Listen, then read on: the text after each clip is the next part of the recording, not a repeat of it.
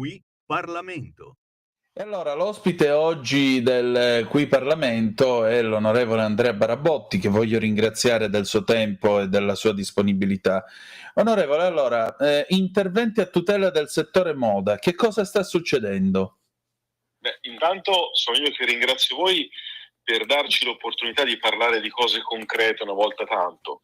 Parliamo di un settore fondamentale, forse uno dei simboli per eccellenza del nostro Made in Italy nel mondo, che vale, pensate, il 10% dell'export totale a livello nazionale. È un settore che ha un valore aggiunto di 75 miliardi di euro e impiega 1.200.000 addetti. E questo settore, il settore della moda italiana, affronta un momento di crisi molto asfissiante, una crisi molto forte, che è causata da fattori quali l'aumento dei costi energetici, il costo delle materie prime, il rallentamento del mercato del lusso asiatico, certamente anche il tema della pandemia, ma soprattutto il tema della concorrenza sleale. Una concorrenza sleale a livello internazionale che è fatta di tante imprese che utilizzano all'estero il buon nome italiano, vendendo prodotti, spacciandoli per italiani ma non avendo nulla di italiano.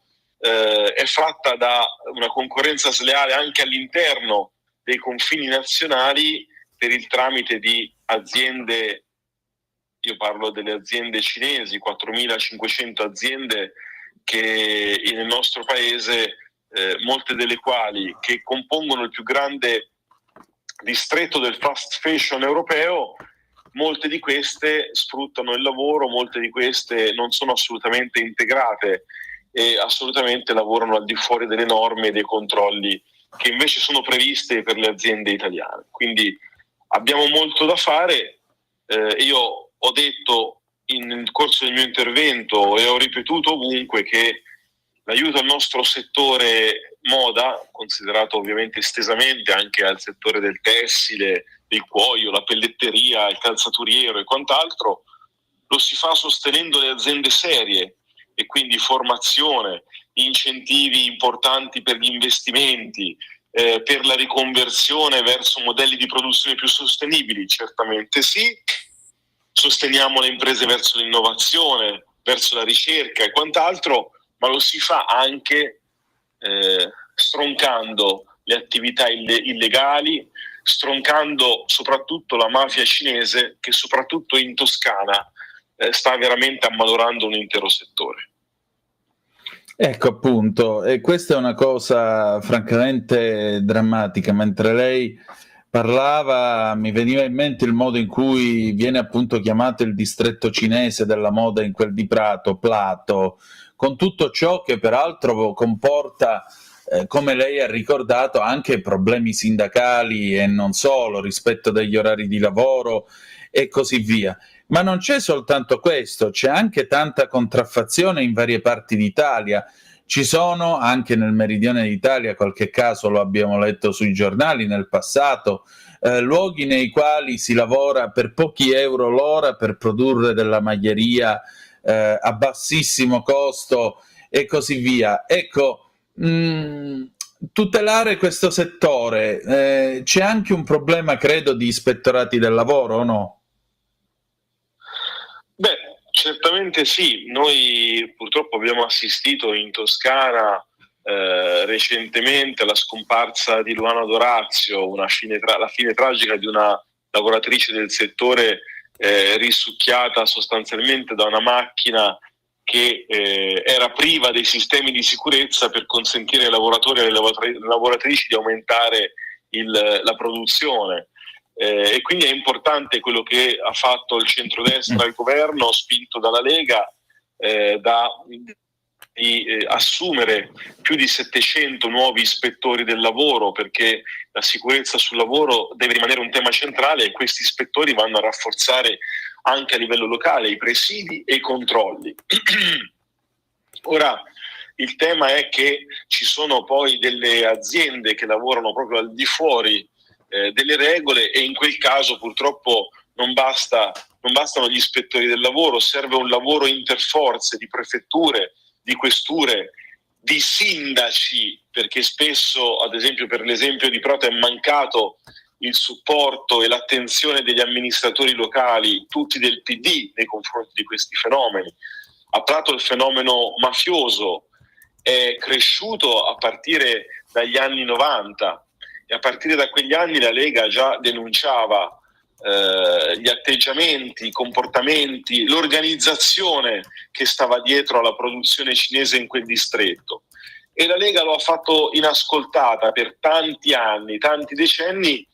Oggi a Prato si sono registrati negli ultimi 6 mesi 50 casi di violenza di stampo mafioso. C'è bisogno che le istituzioni tutte aprano gli occhi ed è per questo motivo che la Lega, nella mozione sul sostegno al settore moda, ha voluto che si parlasse di mafia, ha voluto che si parlasse di Prato, perché il messaggio al governo deve essere chiaro: sostenere le imprese serie, sostenere chi porta l'eccellenza del Made in Italy nel mondo, ma allo stesso tempo combattere senza se e senza ma la mafia cinese, che in questo momento insieme a quella pakistana la fanno da padrone nel distretto pratese. E questo è molto importante, appunto. Sono tutte queste mafie, tutte queste realtà che necessariamente richiedono un impegno anche da parte della società civile. Lei faceva proprio l'esempio dei sindaci. Cosa possono fare in questo campo? Beh, diciamo che innanzitutto i sindaci dovrebbero essere un pungolo continuo nei confronti delle amministrazioni superiori, cioè se un sindaco che ha contezza di quello che accade nella città, perché ha continui rapporti con le associazioni di categoria, ha continui rapporti con gli imprenditori, con il tessuto sociale, ecco, il sindaco di Prato non può ad esempio sottovalutare che in quella città recentemente ci sono stati veri e propri pestaggi nei confronti di lavoratori che si volevano sottrarre alla logica dello schiavismo. Ad esempio, un sindaco di Prato non può non trasmettere, ad esempio, al governo costantemente delle informative e chiedere l'attivazione del prefetto e del questore su questi fronti, perché sanno tutti che a Prato il momento del Covid ha contrassegnato l'afflusso di tanti lavoratori pakistani in quello che è il distretto pratese gestito da aziende cinesi. Ecco, i pakistani per formazione hanno, per loro natura, hanno nei confronti del lavoro un atteggiamento diverso rispetto ai cinesi. I cinesi sono, portati a in qualche modo lavorare, non chiedere diritti, non chiedere particolari quindi diritti e quindi i pakistani invece hanno iniziato in qualche modo all'interno di quel distretto a alzare la testa. Ora anche dietro a quei lavoratori c'è un racket particolare e quindi succede che questi scendono in piazza, fanno degli scioperi e c'è il racket cinese che sta dietro a questi lavoratori che organizza proprio spedizioni punitive per castigare chi si vuole sottrarre alla logica di questo nuovo schiavismo. Ecco, noi tutto questo non possiamo accettarlo in Italia e io dal sindaco di Prato mi aspetto battaglia su questo fronte insieme al governo. Purtroppo da questo punto di vista le istituzioni locali cercano di far passare le questioni un po' sotto traccia. Ci sono nei confronti della sindaca di Prato alcune indagini che riguardano il finanziamento della sua campagna elettorale da parte di alcune aziende cinesi. Noi stiamo osservando quello che farà lo svolgimento delle indagini, però vorremmo vedere più attivismo da parte di un sindaco così esposto. La stessa cosa vale per Napoli e tutte quelle aziende che in qualche modo lavorano nel mercato della contraffazione, che fanno danno di miliardi di euro alle nostre imprese. Onorevole, per concludere, quali saranno ora i suoi prossimi appuntamenti? Diciamo che noi abbiamo una serie fitta di appuntamenti sul territorio organizzati dalla Lega Toscana in questi giorni e quindi a livello locale stiamo facendo una grande mobilitazione contro il caro bollette, stiamo cercando di spiegare a centinaia di migliaia di toscani ma questo vale tanto per i toscani quanto per tutta Italia, che possono risparmiare sulle bollette grazie a un'iniziativa della Lega che consente ai soggetti vulnerabili di rientrare nel mercato a tutele graduali. Lei consideri che in Italia ci sono 11.500.000 persone che possono, transitando dal mercato libero o dal mercato tutelato al mercato di maggior tutela dell'energia, risparmiare fino a 400 euro l'anno. E quindi noi è un'occasione che stiamo raccontando nelle piazze.